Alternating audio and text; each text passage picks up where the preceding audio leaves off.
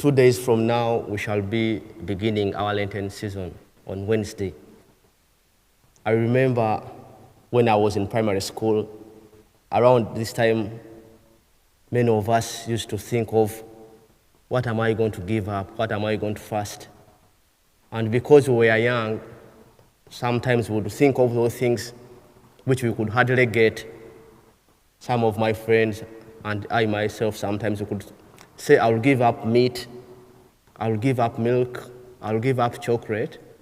These things are common in Australia, but back home we could have them like on Easter or Christmas.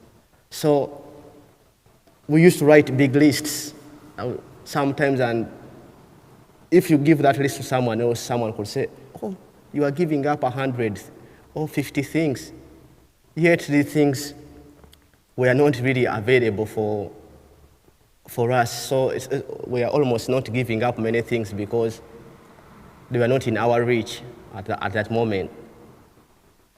But now here in Australia, if I give up those things, I will be giving up really what's available. At this time, I think many of us are thinking of what to give up for Lent, what to fast, and usually it is personal.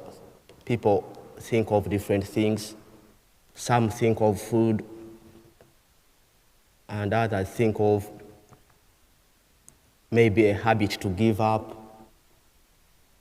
I remember when I was in the seminary back home, because we are studying, we used not to give up a lot of food because we needed a lot of food, but still our rector asked us to do some moral fasting, to give up things like maybe stubbornness, talking in class,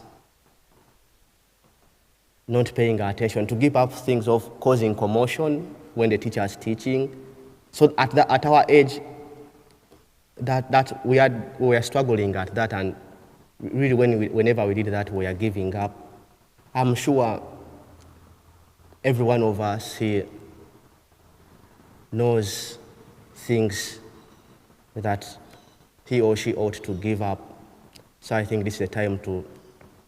Lent usually is a period which helps us to recollect, to ponder upon our life, to think of things that we can give up to show our love to God, who is always grateful to us. So just as this man asked Jesus a question, what must I do to inherit the kingdom of God?